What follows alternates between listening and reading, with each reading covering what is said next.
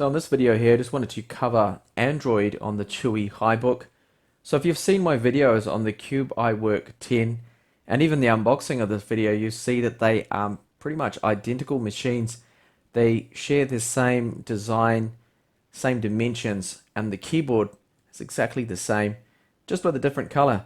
Now the keyboard of this one I find to be really good, very high quality keyboard. Typing experience on it is good, taking into account that yes, it is a smaller keyboard because it's only 10.6 inches, but I find using it is good. The trackpad works really well. In Windows 10 you get some annoying gestures, but I'll cover that in the Windows 10 side of things when I do that video.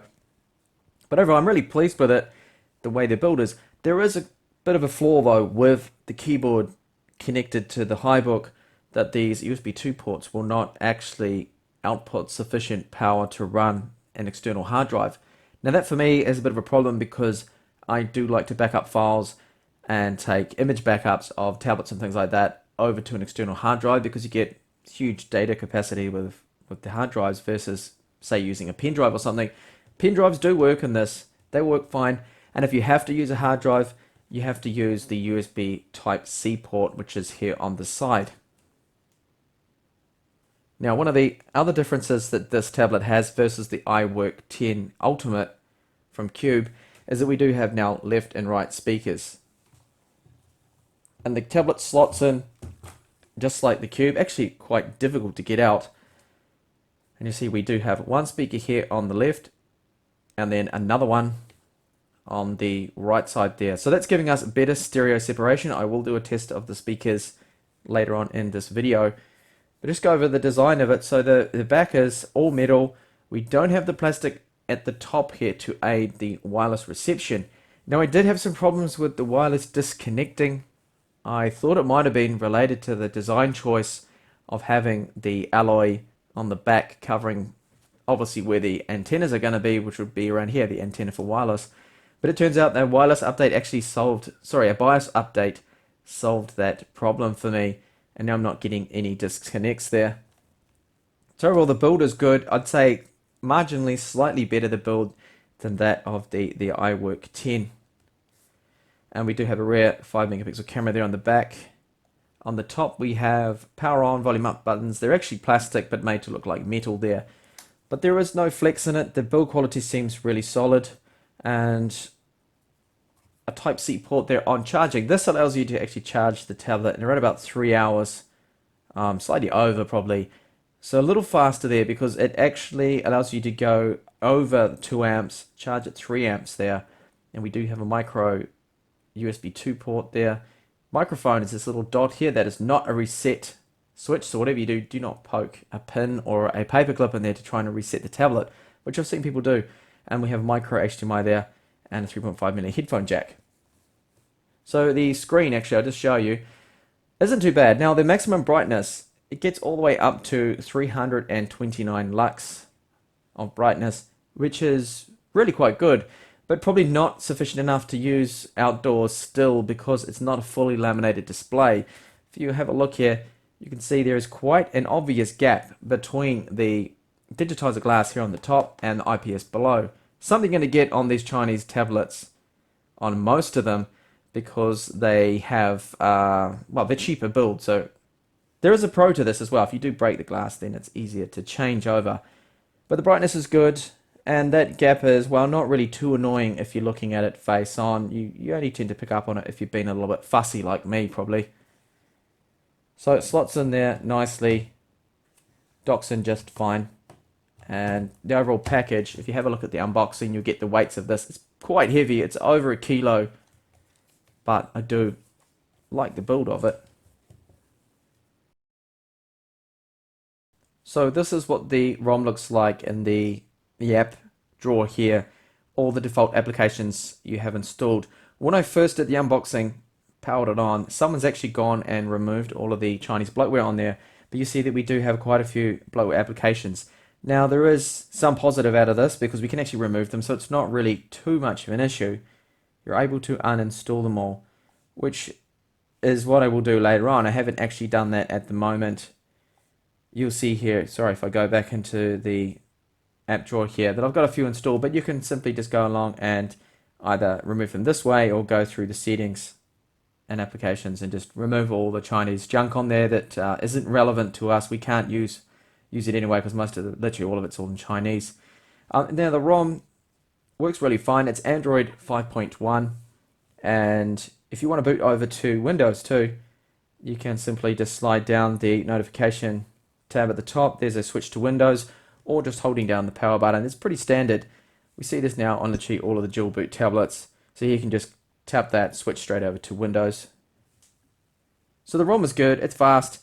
We have 4 gigabytes of RAM, and you'll see that we've got about probably normally around about 3.4 gigabytes free of RAM. So we'll look over now in apps. There's other downloaded, so we'll see what is running. And normally there's nothing really running in the background. So free, we have 3.3 gigabytes, so that's plenty. So you can do a lot of multitasking with that, and really you're not going to really run into any problems with RAM, I don't think.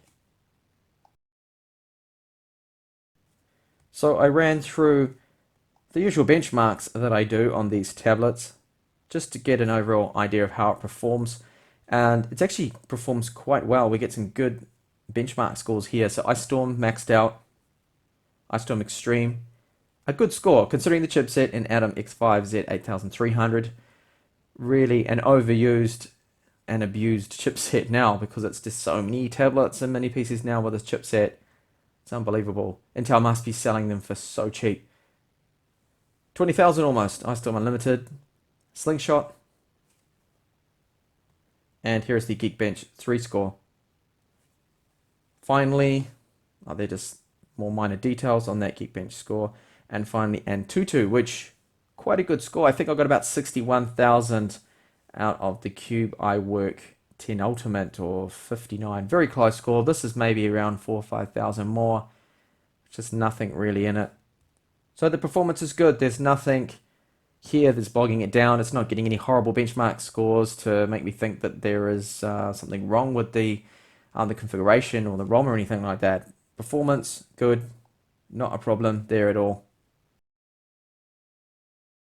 Now I just wanted to quickly test out the speakers. Just use the file manager here and go over to my SD card where I can find it. So I've got a carbon-based Lifeforms track here.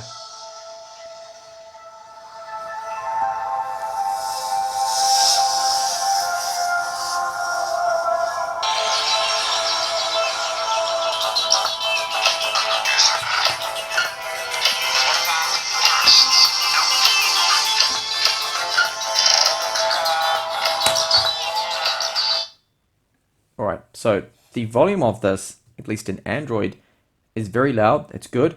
There's, like typical Chinese tablet speakers, there is no bass to it really. A slight bit of mid-range, quite tinny speakers, but we do get good stereo separation because we have them firing out of the left and right here, which is good. And really, I can't complain too much in Android. Now, in Windows, as you'll see later, in a few more days when I do the Windows review inside of things, that in Windows 10, it's a little quieter. It's not as loud. It's got to be down to drivers because the hardware is exactly the same, of course. So there's something drivers cause it not to be as loud there. Now the output out of the 3.5mm jack there, it's good. It's loud. You can really blast that out. You better drive some huge headsets if you've got them. They'll be fine. I think most people will be happy with that. Now it does support 4-pole. So if you've got a headset that supports a microphone, this will support it there, which is good to see.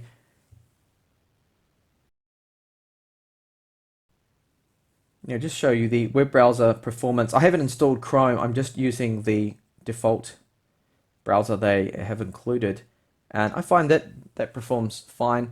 The touchscreen accuracy using the on-screen keyboard is good. You can still use that quite happily, I find, to use the on-screen keyboard, and scrolling and performance within the standard Android browser here is good.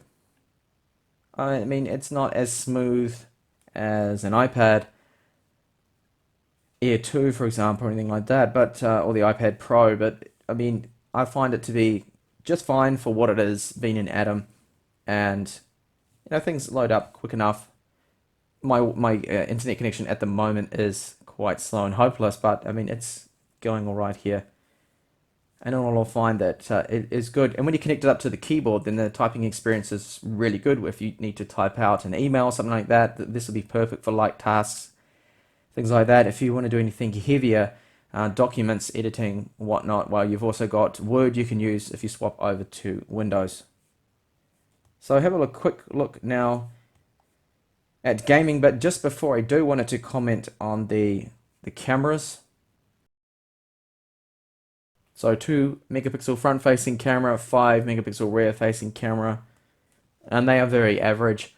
In terms of quality, for video chat use, I would say okay, as long as you're in good lighting. If you're in low lighting, then the front facing camera, which we can see right here, at the moment I've got some lights on, you can see my air conditioning unit above me.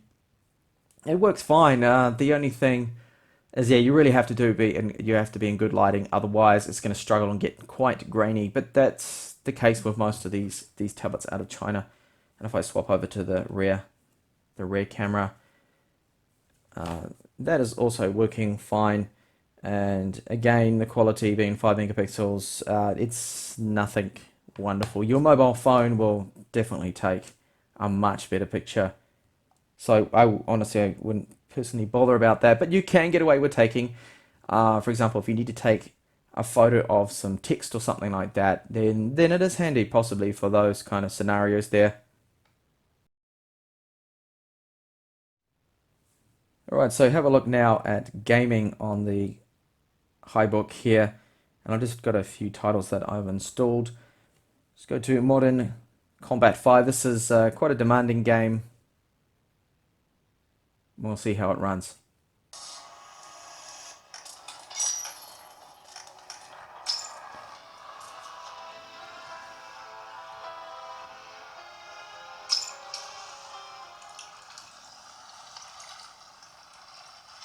Let's have a look around. So frame rate seems okay there. It tends to be quite laggy around this first area, and later when you get outside in the streets there.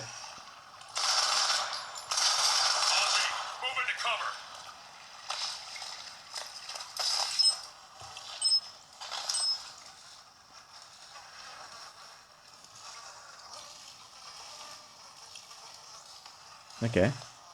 Oh, there we go.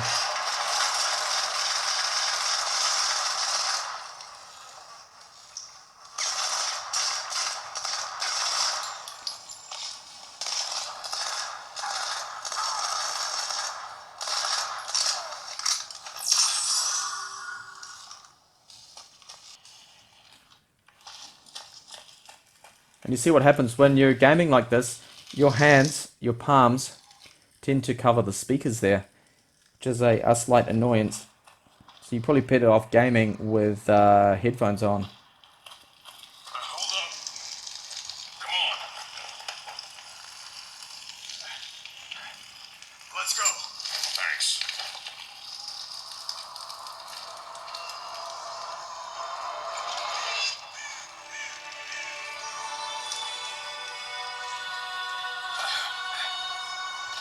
Contact.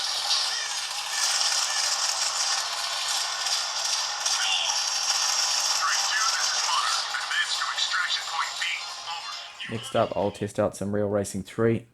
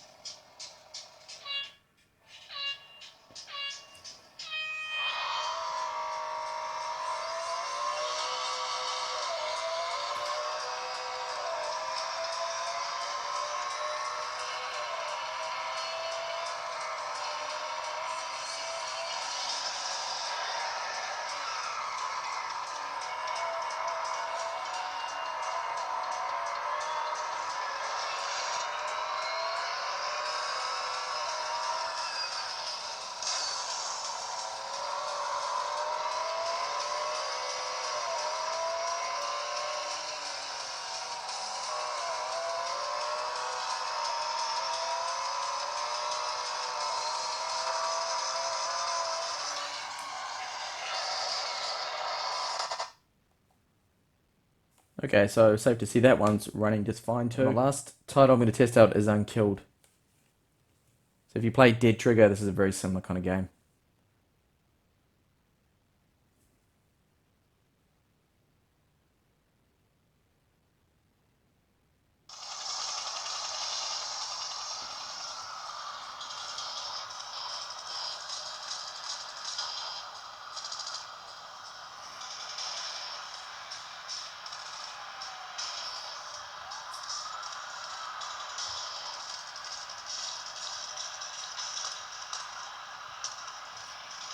So that's running quite fast there.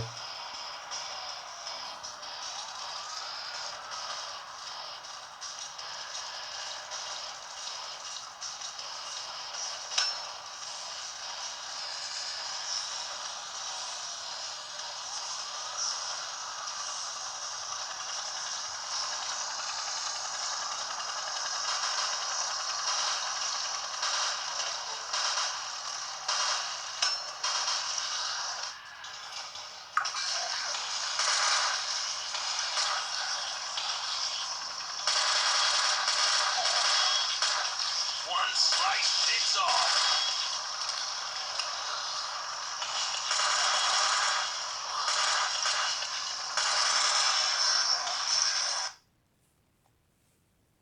Alright, so that game also very playable there. No problems with the frame rates.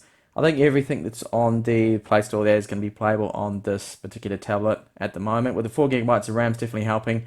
And the Atom seems to be powerful enough for it.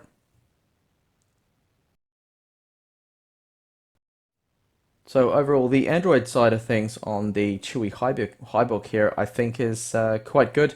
I mean, the ROM is light. It doesn't have a bloated launcher, which you often get on some of the Chinese tablets. They're not actually really doing that often now, mostly stock Android. But it's a good ROM. The DPI is correct. Now, free storage, you get approximately, I think it was around just under 8 gigabytes, which isn't a lot there. So that could be a problem for people who want to install a lot of large games. You have to bear that in mind. You do have at least a micro SD card slot here, so you can put all your MP3 collection, your music, some videos and things, or PDF files, magazines onto that. That's going to help out at least. Keep in mind that the problem with the USB ports is probably the worst thing about this tablet. If you're not going to be using external hard drives, then maybe it's not going to be too much of a problem for you. And overall, I don't think it's too bad, this side of Androids. I can't really fault it, just apart from that there. The only other thing was that, yeah, there were a few bloatware Chinese apps on there, but you can remove them, so really that's not actually an issue at all. And the speakers being reasonably loud give that a bit of an edge, I'd say, over the Cube iWork 10 Ultimate. For now, at least. I've yet to review the Windows side of things, so that will be coming up soon. So keep an eye out for that, and later there will be a written review up on TechTablets.com. Thanks for watching this video, and hopefully see you in the channel soon.